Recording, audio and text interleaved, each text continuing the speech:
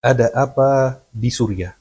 Semoga teman-teman hari ini ketika saya menyampaikan ada apa di Suriah, saya bisa tahan nangis. Teman-teman, tolong, saya benar-benar minta tolong. Kajian ini bukan untuk anak kecil. Karena apa yang anak akan sampaikan dalam kajian ini benar-benar tidak cocok dengan anak kecil, tidak cocok untuk orang yang mudah tersentuh, mudah terharu, dan cepat nangis. Apa yang anak akan sampaikan di kajian ini benar-benar sangat berat dan jarang sekali dibahas teman-teman. Teman-teman, sebelum saya cerita apapun, saya ingin menyampaikan dulu bahwa ini kita channel dakwah. Dan kadang-kadang kita bahas sejarah Islam. Ini bukan bahas politik sama sekali.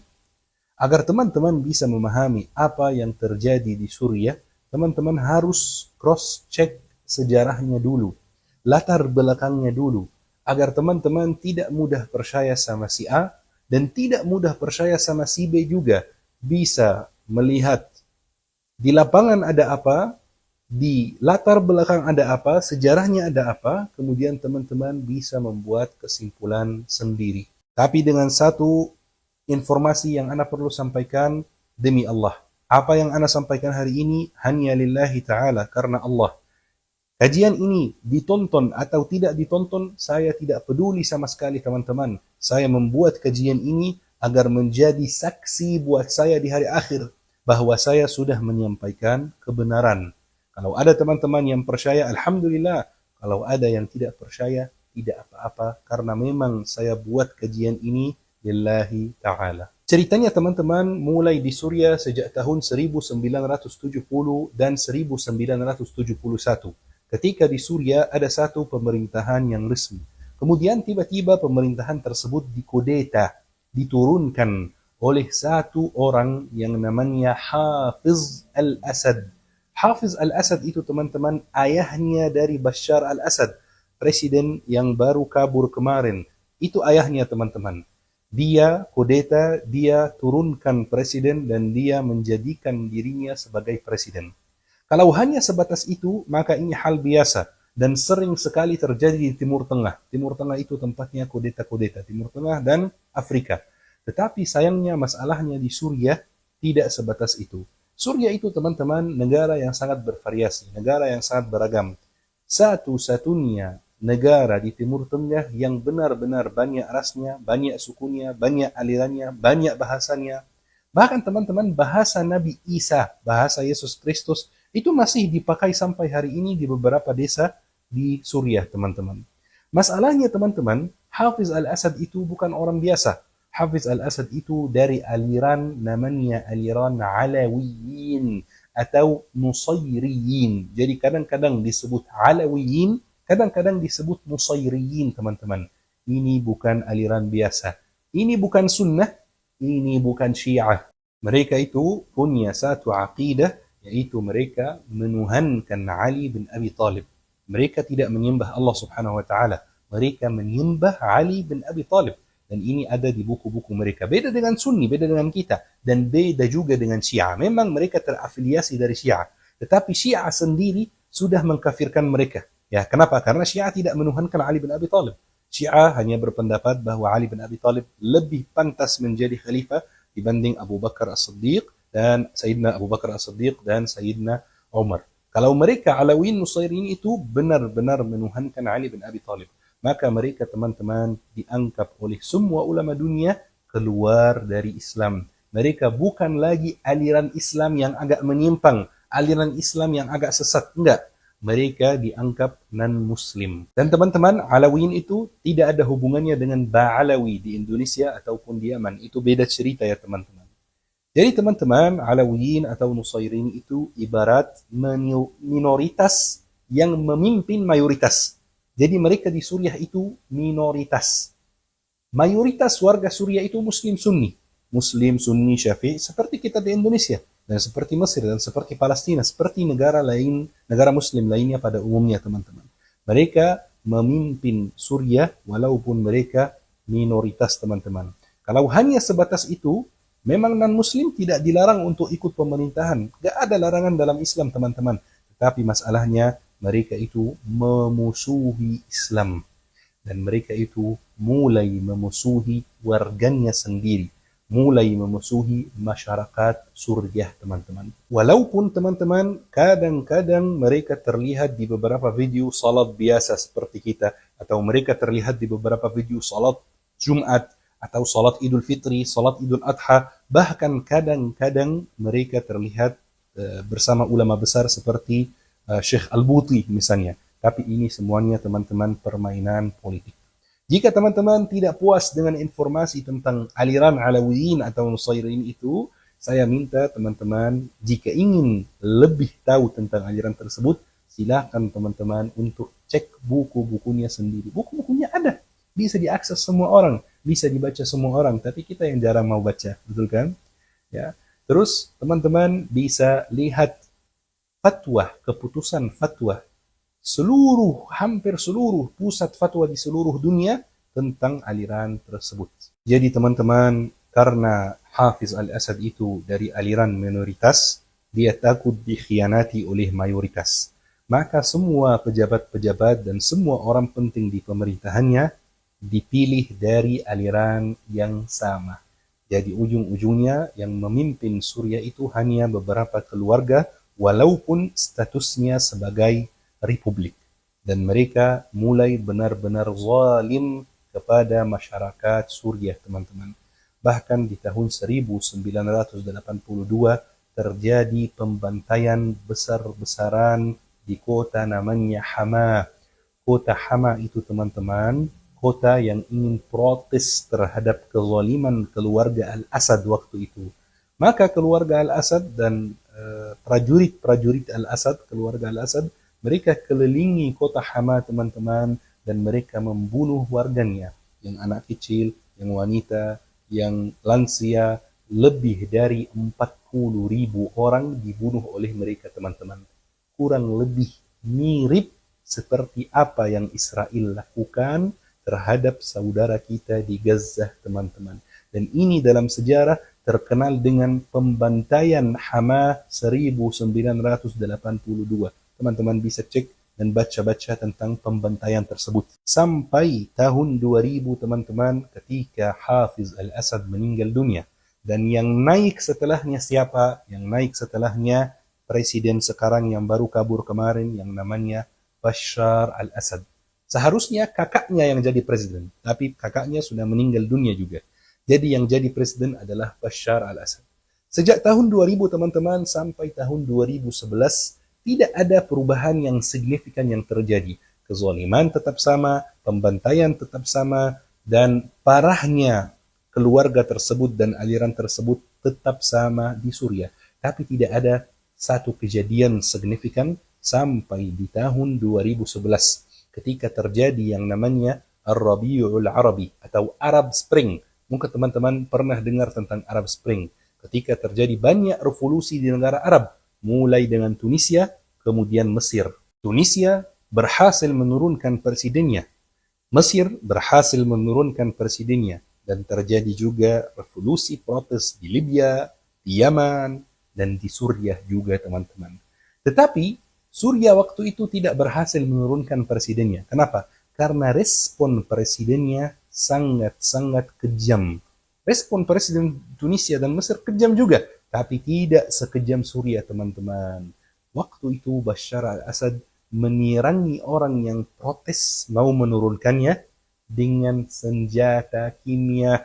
Coba bayangkan, teman-teman, senjata terlarang dipakai sama musuh saja itu sudah dilarang sesuai undang-undang internasional, apalagi dipakai terhadap warga sendiri.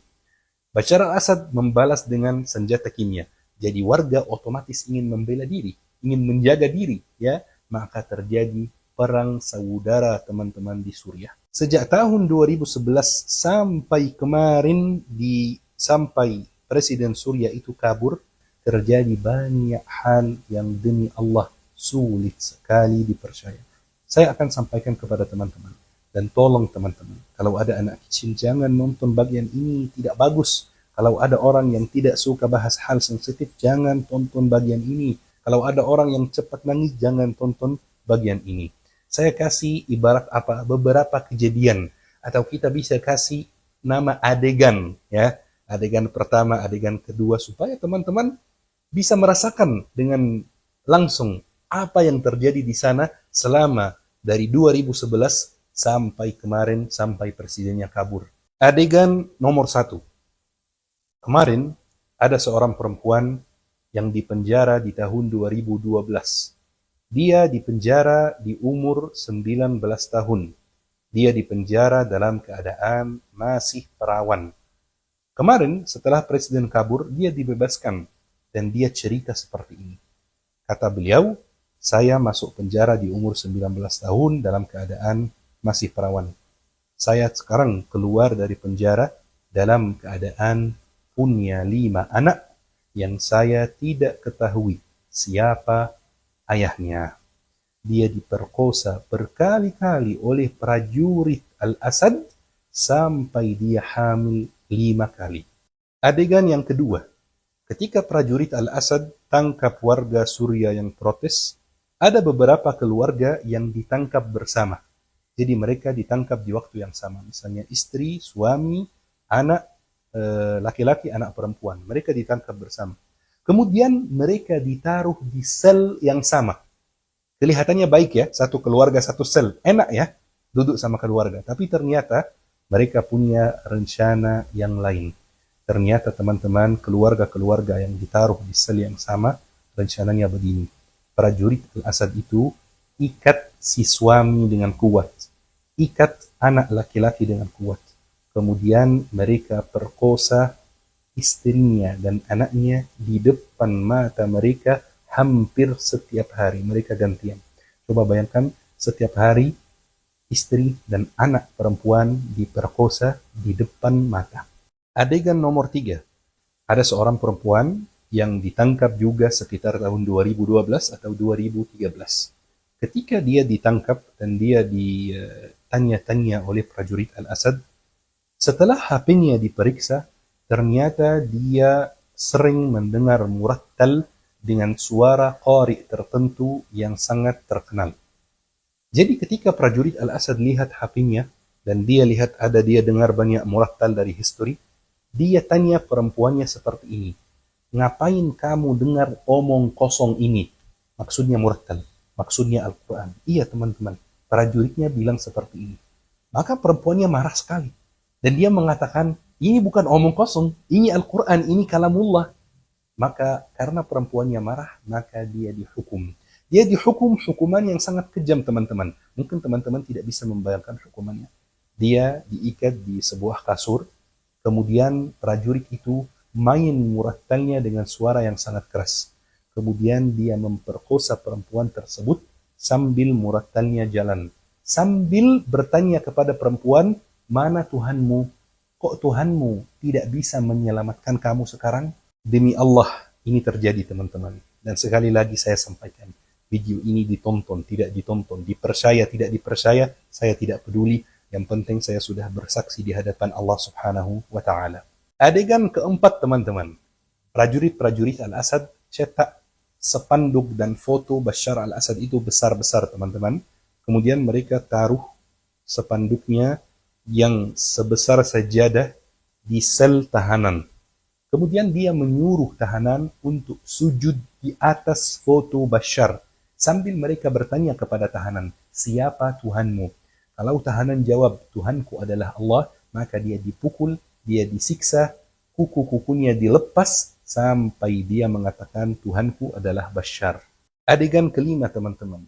Suatu hari ketika prajurit Al-Asad masuk sebuah desa di Suriah, mereka merasa gabut, maka mereka mau main.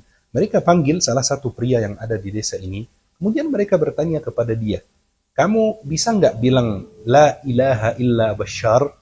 Astaghfirullah, ini kekufuran. Maka orangnya tidak mau bilang seperti itu. Maka teman-teman, dia dihukum, dikubur hidup-hidup sampai dia mengatakan La ilaha illa Bashar. Sambil dia dikubur, dia disuruh katakan La ilaha illa Bashar. Dia tidak mau dan dia tetap mengatakan La ilaha illallah sampai dia dikubur hidup-hidup dan dia sudah tidak bisa nafas lagi dan dia meninggal dunia. Adegan yang keenam. Ketika prajurit Al-Asad masuk sebuah desa di Suriah, mereka kalau menangkap orang itu, khususnya perempuan, mereka tidak sembarangan menangkap orang. Ya pasti semuanya ditangkap, itu sudah pasti. Tetapi setelah ditangkap, perempuannya difilter, teman-teman. Mana perempuan yang biasa saja wajahnya, dan mana perempuan yang cantik. Ya, penampilannya cantik. Kemudian perempuan cantik itu dikumpulkan di satu sel sendiri. Ini buat mereka namanya sel hiburan. Jadi kalau prajurit-prajurit itu merasa gabut, merasa mau senang-senang, mereka perkosa perempuan-perempuan cantik yang di sel hiburan itu bersama-sama, alias party, teman-teman. Mungkin antum pasti paham maksud saya, teman-teman. Banyak dari mereka yang sampai hamil berkali-kali, teman-teman. Dan anak hasil zina itu, anak hasil pemerkosaan, ini bukan zina, ini pemerkosaan. Anak hasil pemerkosaan ini kadang-kadang dibiarin di dalam penjara bersama ibunya, kadang-kadang dibawa dan dibesarkan di kamp-kamp militer supaya ke depan dia jadi prajurit juga, teman-teman. Adegan ketujuh, teman-teman, di Suriah itu ada satu penjara yang namanya penjara Sednayah. Ini penjara paling kejam nomor satu di dunia. Kalau dari luar dilihat bangunan biasa, bahkan bangunan kecil malah, ya.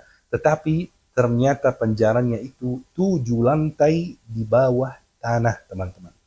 Di sana, teman-teman, sudah sangat umum bahwa yang masuk penjara Sednaya itu jarang sekali keluar. Yang orang masuk terus keluar itu jarang sekali. Tapi ada beberapa orang yang berhasil keluar. Mungkin dibebaskan, mungkin kabur, saya nggak tahu. Ada beberapa orang yang berhasil keluar. Salah satu orang yang berhasil keluar itu sempat cerita, teman-teman, bahwa di dalam penjara mereka ada satu peraturan, yaitu ketika ada pejabat penjara atau ada prajurit yang lewat depan para tahanan harus melihat ke bawah. Harus melihat ke bawah. Kalau melihat ke atas, melihat siapa prajuritnya, mereka langsung membunuh tahanan tersebut yang melihat ke atas. Suatu hari, ada satu tahanan baru, dan sepertinya tahanan baru itu belum di briefing sama teman-temannya. Dan ketika pejabat penjaranya lewat, tahanan baru itu lihat ke mata pejabatnya. Maka dia ditangkap dan dia dibilang seperti ini. Dengarkan kalimatnya, teman-teman. Pengadilan Tuhan Bashar al-Assad telah menghakimi kamu meninggal dunia ditembak pakai peluru. Ini kalimatnya persis, teman-teman. Pengadilan Tuhan Bashar al-Assad.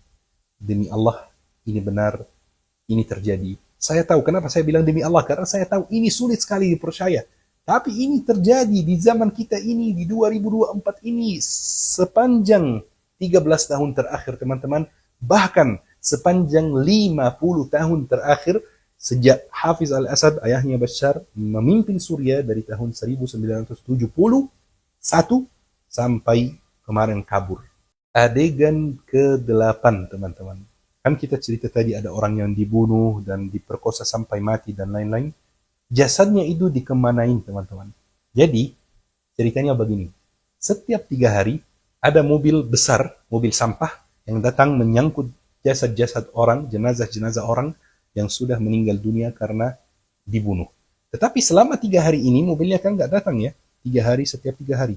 Selama 3 hari, jasadnya, mayatnya, ditaruh di toilet, teman-teman. Jadi para tahanan di sana kalau mau ke toilet, mereka terpaksa membuang air kecil dan membuang air besar sambil melihat mayat rekannya yang barusan dibunuh. Dan kadang-kadang saking banyak orang yang dibunuh, mereka sampai tidak bisa menggunakan toiletnya. Karena udah penuh. Udah sangat penuh, toiletnya tidak bisa dipakai. Penuh dengan apa? Penuh dengan mayat orang yang dibunuh oleh prajurit Bashar. Adegan ke-9. Sesuai persaksian salah satu orang yang berhasil keluar dari penjara Sednaya, kata dia di dalam penjara itu tahanan tidak boleh sholat sama sekali.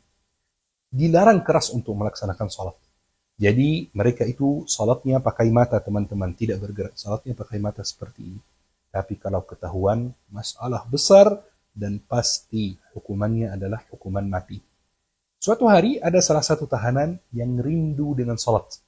Dia sudah lama tidak sholat. Dan dia rindu dengan sujud, rindu dengan ruku', teman-teman. Maka dia tetap melaksanakan sholat walaupun dilihat oleh prajurit. Pas dia mulai melaksanakan sholat, langsung ditangkap oleh prajurit, teman-teman.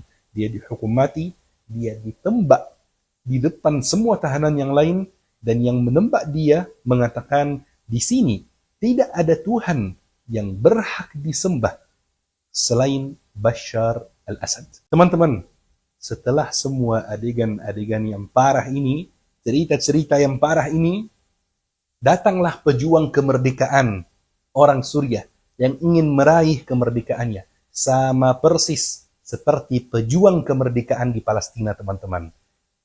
Mungkin ada yang menyebut mereka pemberontak ya. Salah besar. Demi Allah berdosa yang sebut mereka pemberontak. Mereka bukan pemberontak. Mereka pejuang kemerdekaan. Kemerdekaan dari siapa, Syekh? Kemerdekaan dari sebuah keluarga, sebuah aliran yang menyiksa warga Suriah selama 50 tahun. Penjajahan itu bisa asing, bisa lokal. Ada dua jenis penjajahan, bukan satu. Kalau Palestina dijajah Israel, penjajahan asing. Suriah dijajah Alawiyin, dijajah keluarga tersebut. Ini penjajahan lokal. Alhamdulillah, para pejuang kemerdekaan berhasil untuk mengembalikan tanahnya sendiri. Berhasil untuk bisa tinggal damai dalam tanahnya sendiri. Berhasil untuk membebaskan semua tahanan yang di penjara-penjara yang ana ceritakan tadi itu. Semuanya sudah dibebaskan, alhamdulillah. Jangan sampai teman-teman kena fitnah, termakan fitnah yang disebarkan media barat bahwa pejuang kemerdekaan di Suriah itu didukung oleh Israel, didukung oleh Amerika Serikat. Pemimpin pejuang kemerdekaan di Suriah aja menjadi buruan Amerika Serikat, masa didukung oleh Amerika Serikat. Jangan sampai teman-teman mudah mempercaya hal-hal yang seperti ini. Dengan pembebasan Suriah, ini menjadi batu pertama untuk membebaskan Baitul Maqdis insyaallah sesuai hadis Rasulullah sallallahu alaihi wasallam. Jangan sampai teman-teman termakan fitnah bahwa apa yang terjadi di Suriah itu tujuannya mengalihkan konsentrasi dari Palestina. Semua orang Palestina senang dengan runtuhnya Al-Assad itu, teman-teman. Demi Allah, saya tidak pernah selama ini melihat orang Palestina yang misalnya sedih karena apa yang terjadi di Suriah. Semuanya senang, teman-teman. Jangan sampai teman-teman merasa lebih Palestina dari Palestina sendiri. Jangan teman-teman merasa lebih paham konflik di Palestina lebih dari orang Palestina sendiri. Orang Palestina sendiri senang dengan pencapaian tersebut. Orang Palestina sendiri senang dengan pembebasan Suriah. Dan mereka semuanya optimis. Karena ini salah satu langkah pertama agar Baitul Maqdis dibebaskan, teman-teman. Banyak yang bertanya, kenapa setelah Bashar kabur, Israel malah invasi Suriah dan mau menjajah Suriah. Banyak yang bertanya, dan saya kaget. Kok masih ada yang bertanya seperti ini? Masalahnya sangat jelas di depan mata. Buktinya orang Palestina, orang Suriah, mereka nggak bertanya seperti itu. Karena alasannya sangat jelas, teman-teman. Alasannya dengan sederhana, selama 24 tahun Bashar menjabat, secara terang-terangan dia memusuhi Israel. Tetapi secara sembunyi-sembunyi dia bersahabat dengan Israel. Buktinya apa? Selama 24 tahun dia menjabat, dia tidak pernah menyerang Israel. Padahal Israel sangat dekat, berbatasan dengan Suriah. Dia tidak pernah menyerang Israel. Ketika rezim di sana berganti dan ada rezim yang baru, Israel kaget. Rezim yang baru ini kira-kira seperti Bashar bisa damai dengan kita atau malah bakal menyerangi kami gitu, malah bakal menyerangi Israel gitu ya.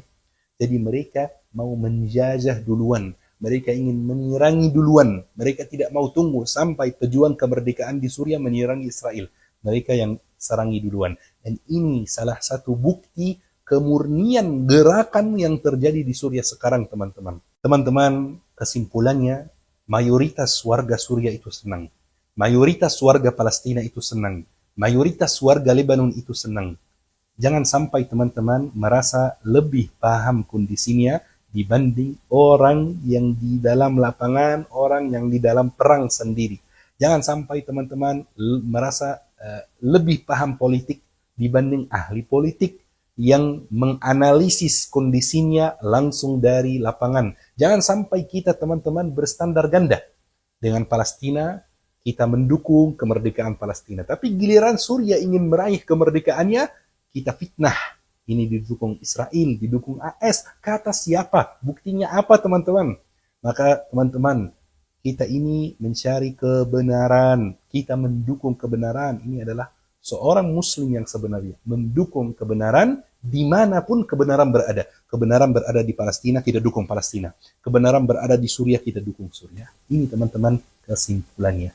Nasihat ana di akhir kajian hari ini teman-teman, awas dari ini. Setiap fitnah yang kita keluarkan dari mulut ini, setiap tuduhan yang kita keluarkan dari mulut ini, setiap kalimat buruk yang kita keluarkan di mulut ini, dari mulut ini, akan dimintai pertanggungjawaban nanti di hari akhir teman-teman.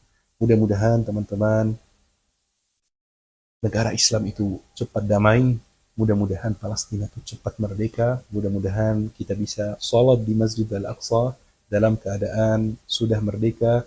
Teman-teman, dari semua yang terjadi di sana itu, pesan saya satu, jaga negara sendiri teman-teman. Ya, Alhamdulillah Allah Subhanahu Wa Taala memberi teman-teman sebuah kelebihan, tinggal di tempat yang aman, yang nyaman, bisa bekerja bebas, bisa beribadah, bisa berdakwah, bisa jalan-jalan. Jaga negara sendiri teman-teman. Ayo kita mengambil pelajaran dari apa yang terjadi di Suriah dan apa yang terjadi di Palestina. Barakallahu fikum. Assalamualaikum warahmatullahi wabarakatuh.